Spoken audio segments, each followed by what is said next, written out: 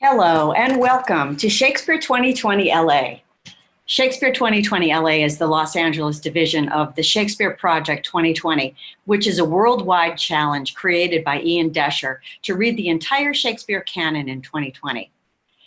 Our players tonight are Christopher Carbo, Taylor Marr, Sasha Venn, Megan Wells, Pamela Roylance, Cameron Prince, Chris Klein, and our tech guru is Jason Rennie, and I'm Mary Carrick. Tonight we're reading The Passionate Pilgrim. The Passionate Pilgrim is an anthology of 20 poems collected and published by William Jagard that were attributed to W. Shakespeare on the title page. Only 5 are considered authentically Shakespearean. These are 2 sonnets, later published in the 1609 collection of Shakespeare's sonnets, and 3 poems extracted from the play Love's Labour's Lost. 5 were attributed to other poets during his lifetime, and 2 were published in other collections anonymously. The Passionate Pilgrim was first published in octavo, probably around 1599. Now, an octavo is a book or a pamphlet made up of 1 or more full sheets of paper on which 16 pages of text were printed. Then they were folded 3 times to produce 8 leaves. Each leaf of an octavo book thus represents 1/8 the size of an original sheet. So let's have a quick show and tell here on what makes up an octavo. Shakespeare's works were published in 1623 in what was called the folio. So if we look at the size of the folio, it's basically a sheet of paper like this, folded with one leaf. That's the size of the folio. That's 1 fold. And with the folio, each of the subsequent pages nest inside each other. So page 1 and 2, back to back. Of course, the large folio, this would be a really laborious task to get all these pages nesting inside one another.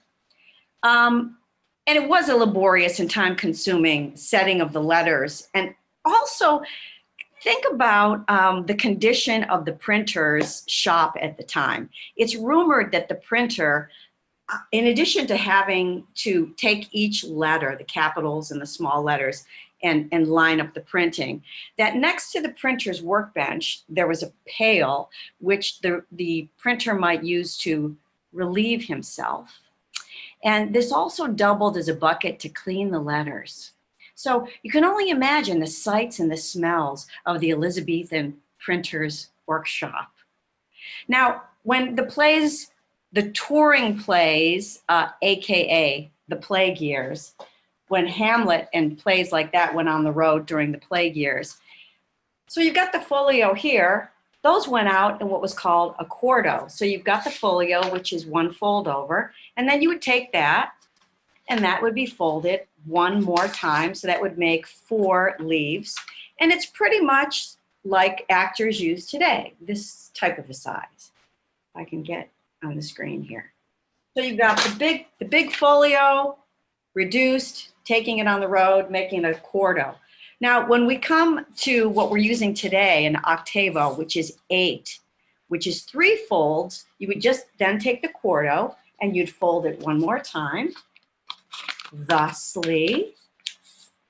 And there you have your little booklet that you would buy of the sonnets, and you could tuck it away and read it to your sweetheart or whomever you were sharing your second best bed with. You'll recognize a few of the poems right off the bat. So thank you for putting up with my little demonstration of the folding premise. Sit back and enjoy our passionate renditions of The Passionate Pilgrim.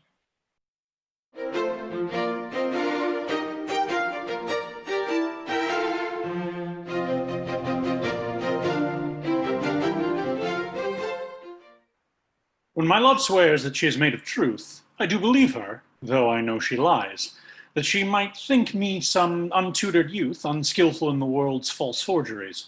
Thus, vainly thinking that she thinks me young, although I know my years be past the best, I smiling credit her false-speaking tongue, outfacing faults in love with love's ill rest. But wherefore says my love that she is young? And wherefore say not that I am old? Oh, love's best habit is a soothing tongue, and age, in love, loves not to have years told. Therefore, I'll lie with love, and love with me, since that our faults in love thus smothered be. Two loves I have, of comfort and despair, that like two spirits do suggest me still. My better angel is a man right fair, my worser spirit a woman colored ill. To win me soon to hell, my female evil tempteth my better angel from my side, and would corrupt my saint to be a devil, wooing his purity with her fair pride. And whether that my angel be turned fiend, suspect I may, yet not directly tell, for being both to me, both to each friend, I guess one angel in another's hell. The truth I shall not know, but live in doubt, till my bad angel fire my good one out. Did not the heavenly rhetoric of thine eye, against whom the world could not hold argument, persuade my heart to this false perjury? Vows for thee broke deserve not punishment. A woman I forswore, but I will prove, thou being a goddess, I forswore not thee. My vow was earthly, thou a heavenly love. Thy grace being gained cures all disgrace in me. My vow was breath, and breath a vapor is. Then thou, fair sun, that on this earth doth shine, exhale this vapor vow, in thee it is. If broken, then it is no fault of mine. If by me broke, what fool is not so wise to break an oath to win a paradise? Sweet Sarita, sitting by a brook, with young Adonius, lovely, fresh and green, did court the lad with many a lovely look, such looks as none could look but beauty's queen. She told him stories to delight his ear, she showed him favors to allure his eye, to win his art, she touched him here and there. Touches so soft still conquer chastity, but whether unripe years did want conceit, or he refused to take her figure proffer, the tender nibble would not touch the bait, but smile and jest at every gentle offer. Then she fell on her back, fair queen, and toward he rose and ran away. Ah, fool to forward!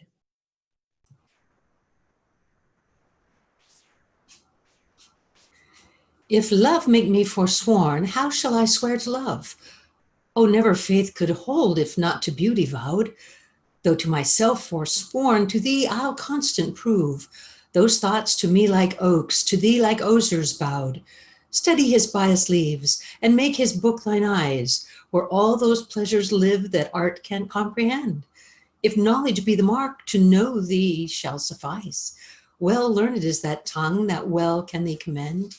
All ignorant that soul that sees thee without wonder, which is to me some praise, that I thy parts admire. Thine eye Jove's lightning seems, thy voice his dreadful thunder, which not to anger bent is music and sweet fire. Celestial as thou art, oh, do not love that wrong, to sing heaven's praise with such an earthly tongue.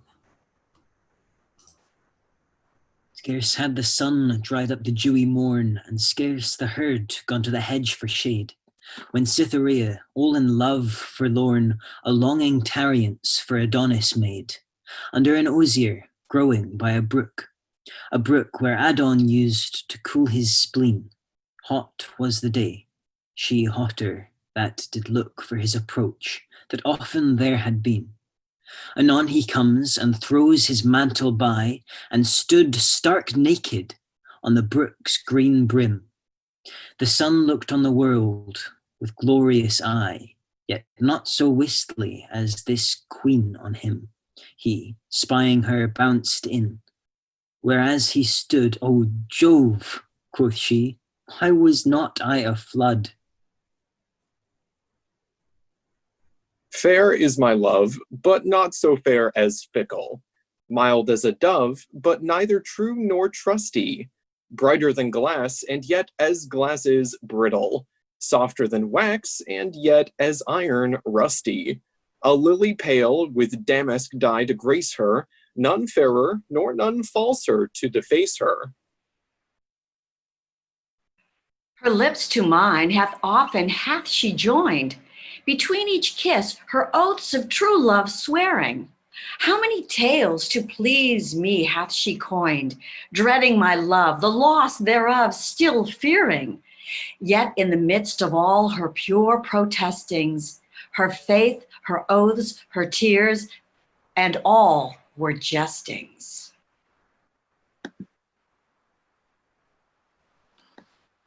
She burned with love, as straw with fire flameth. She burned out love as soon as straw outburneth. She framed the love, and yet she foiled the framing. She bade love last, and yet she fell a turning. Was this a lover, or a lecher weather? Bad in the best, though excellent in neither.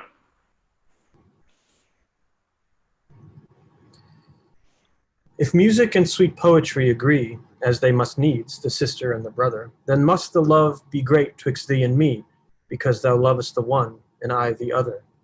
Tao unto thee is dear, whose heavenly touch upon the lute doth ravish human sense. Spenser to me, whose deep conceit is such as, passing all conceit, needs no defense. Thou lovest to hear the sweet melodious sound that Phoebus' lute, the queen of music, makes, and I in deep delight am chiefly drowned, when as himself to singing he betakes.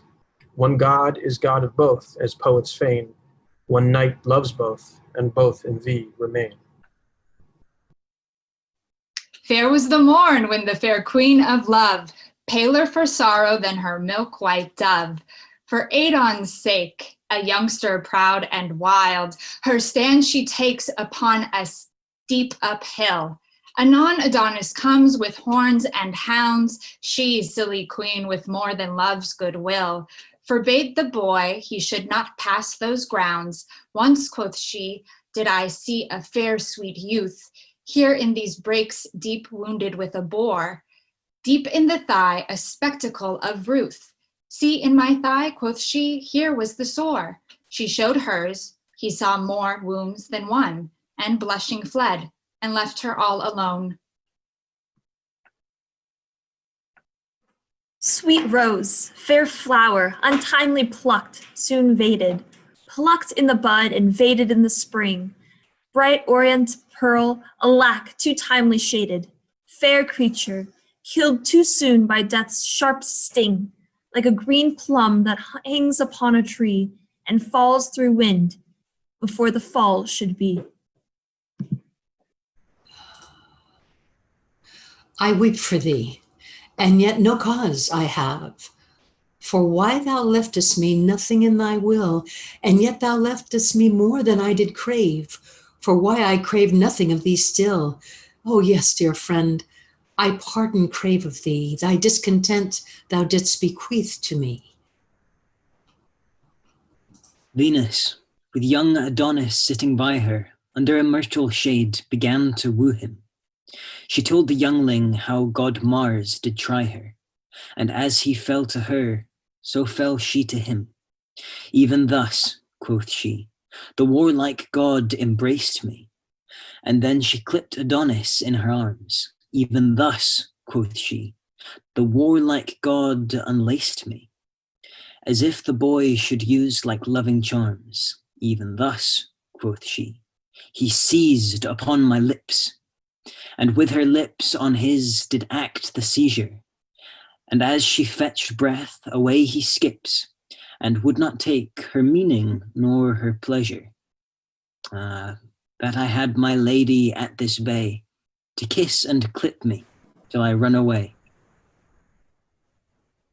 Crabbed age and youth cannot live together. Youth is full of pleasance, age is full of care. Youth like summer morn, age like winter weather. Youth like summer brave, age like winter bear. Youth is full of sport, age's breath is short. Youth is nimble, age is lame. Youth is hot and bold, age is weak and cold. Youth is wild, and age is tame. Age, I do abhor thee. Youth, I do adore thee. Oh, my love is young. Age, I do defy thee. O sweet shepherd, hie thee, for methinks thou stay'st too long. Beauty is but a vain and doubtful good, a shining gloss that vadeth suddenly, a flower that dies when first it gins to bud, a brittle glass that's broken presently. A doubtful good, a gloss, a glass, a flower, lost, vaded, broken, dead, within an hour. And as goods lost are seld or never found, as faded gloss no rubbing will refresh, as flowers dead lie withered on the ground, as broken glass no cement can redress, so beauty blemished once is forever lost, in spite of physic, painting, pain, and cost. Good night, good rest. Ah, neither be my share. She bade good night that kept my rest away, and daft me to a cabin hanged with care, to descant on the doubts of my decay. Farewell, quoth she, and come again tomorrow. Farewell I could not, for I supped with sorrow. Yet at my parting sweetly did she smile, in scorn or friendship nil I construe whether. To maybe she joyed to jest at my exile, to maybe again to make me wander thither. Wander, a word for shadows like myself, as take the pain but cannot pluck the pelf. Lord, how mine eyes throw gazes to the east. My heart doth charge the watch. The morning rise doth sight each moving sense with idle rest, not daring trust the office of mine eyes. While Philomela sits and sings, I sit and mark, and wish her lays were turned with the lark. For she doth welcome daylight with her ditty, and drives away dark, dismal, dreaming night. The night so packed I post unto my pretty. Heart hath his hope, and eyes their wished sight. Sorrow changed to solace, solace mixed with sorrow, for why she sighed and bade me come tomorrow. Were I with her, the night would post too soon. But now are minutes added to the hours. Despite me now, each minute seems a moon. Yet not for me.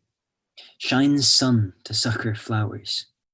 Pack night, peep day, good day. Of night bow borrow, short night, tonight, and length thyself tomorrow. It was a lording's daughter, the fairest one of three, that liked of her master as well might be, till looking on an Englishman, the fairest that I could see, her fancy fell a-turning. Long was the combat, doubtful that love with love did fight, to leave the master loveless or kill the gallant knight. To put in practice either, alas, it was a spite unto the silly damsel. But one must be refused. More mickle was the pain that nothing could be used to turn them both to gain. For of the two, the trusty knight was wounded with disdain. Alas, she could not help it. Thus art with arms contending was victor of the day, which by a gift of learning did bear the maid away. Then, lullaby, the learned man hath got the lady gay, for now my song is ended. On a day, alack the day, love whose month was ever May, spied a blossom passing fair, playing in the wanton air. Through the velvet leaves the wind, all unseen, 'gan passage find, that the lover, sick to death, wished himself the heaven's breath. Ere, quoth he, thy cheeks may blow, ere would I might triumph so, but alas, my hand hath sworn ne'er to pluck thee from thy thorn. Thou, alack, for youth unmeet, youth so apt to pluck a sweet, thou for whom Jove would swear Juno but an Ethiop were, and deny himself for Jove, turning mortal for thy love.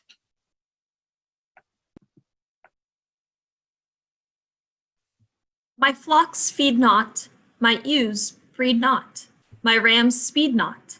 All is amiss, love's denying, faith's defying, heart's renying, causer of this. All my merry jigs are quite forgot, all my lady's love is lost, God wot. Where her faith was firmly fixed in love, there a nay is placed without remove. One silly cross wrought all my loss. O frowning fortune, cursed fickle dame! For now I see inconsistency. More in woman than in men remain. In black mourn I, all fears scorn I. Love hath forlorn me. Living in thrall, heart is bleeding, all help needing, oh cruel speeding, fraught with gall. My shepherd's pipe can seal no deal. My weather's bell rings doleful knell. My curtain dog that wont to have played, plays not at all, but seems afraid. My sighs so deep, procure to weep, in howling wise to see my doleful plight. How sights resound through heartless ground, like 1,000 vanquished men in bloody fight. Clear wells spring not, sweet birds sing not, green plants bring not. Forth there die, herds stand weeping, flocks all sleeping, nymphs back peeping. Fearfully, all our pleasure known to us poor swains, all our merry meetings on the plains, all our evening sport from us is fled, all our love is lost, for love is dead.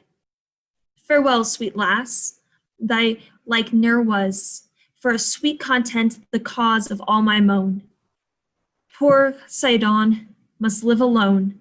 Other help for him I see that there is none. When as thine eye hath chose the dame, and stalled the deer that thou shouldst strike, let reason rule things worthy blame, as well as fancy partial might. Take counsel of some wiser head, neither too young, nor yet unwed. And when thou comest thy tale to tell, smooth not thy tongue with filed talk, lest she some subtle practice smell. A cripple soon can find a halt, but plainly say thou lov'st her well. And set thy person forth to sell. What though her frowning bows be bent, her cloudy looks will calm ere night, and then too late she will repent that thus dissembled her delight, and twice desire, ere it be day, that which with scorn she put away. What though she strive to try her strength, and ban and brawl, and say thee nay, her feeble force will yield at length, when craft hath taught her thus to say, had woman been so strong as men, in faith you had not had it then.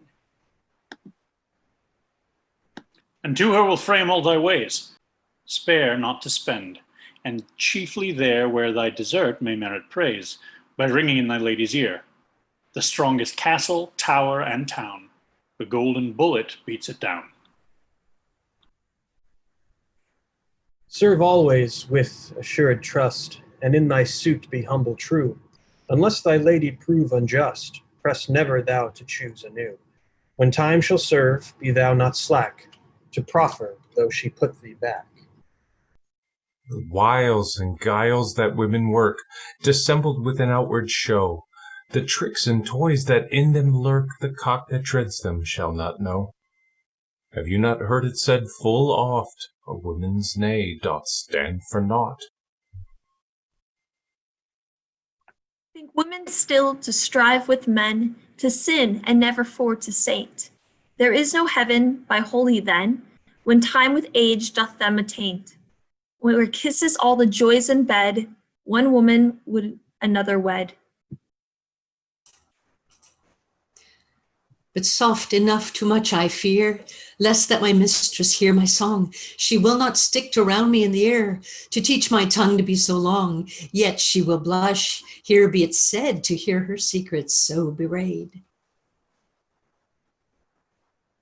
Live with me and be my love, and we will all the pleasures prove that hills and valleys, dales and fields, and all the craggy mountains yields. There will we sit upon the rocks, and see the shepherds feed their flocks, by shallow rivers, by whose falls melodious birds sing madrigals. There will I make thee a bed of roses, with 1,000 fragrant posies, a cap of flowers, and a curtain, embroidered with all the leaves of myrtle. A belt of straw and ivy buds, with coral clasps and amber studs. And if these pleasures may thee move, then live with me and be my love. If that the world and love were young, and truth in every shepherd's tongue, these pretty pleasures might me move to live with thee and be thy love. As it fell upon a day in the merry month of May, sitting in a pleasant shade, which a grove of myrtles made. Beasts did leap and birds did sing, trees did grow and plants did spring. Everything did banish moan, save the nightingale alone. She, poor bird, as all forlorn, leaned her breast up till a thorn. And there sung the dolefullest ditty, that to hear it was great pity. Fie, fie, fie, now would she cry, Teru, teru, by and by. That to hear her so complain, scarce I could from tears refrain. for her grief so lively shown, made me think upon mine own. Ah, thought I, though mournest in vain, none takes pity on thy pain. Senseless trees, they cannot hear thee. Ruthless beasts, they will not cheer thee. King Pandion, he is dead. All thy friends are lapped in lead. All thy fellow birds do sing, careless of thy sorrowing. Even so, poor bird like thee, none alive will pity me. Whilst as fickle fortune smiled, thou and I were both beguiled. Every one that flatters thee is no friend in misery. Words are easy like the wind, faithful friends are hard to find. Every man will be thy friend, whilst thou hast wherewith to spend. But if stores of crowns be scant, no man will supply the want. If that one be prodigal, bountiful, they will him call. And with such like flattering, pity but he were king. If he be addict to vice, quickly him they will entice. If to women he be bent, they have at commandment. But if fortune once do frown, then farewell his great renown. They that fawned on him before, use his company no more. Thy friend indeed, he will help thee in thy need. If thou sorrow, he will weep. If thou wake, he cannot sleep. Thus of every grief in heart, he with thee doth bear a part. These are certain signs to know, faithful friend from flattering foe.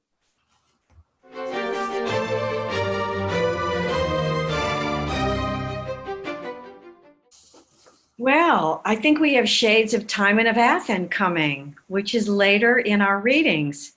Thanks for tuning in again to Shakespeare 2020. Let's thank our wonderful players again, Christopher Carbo, Taylor Marr, Sasha Venn, Megan Wells, Chris Klein, Pamela Roylance, Cameron Prince, and our tech guru, Jason Rennie.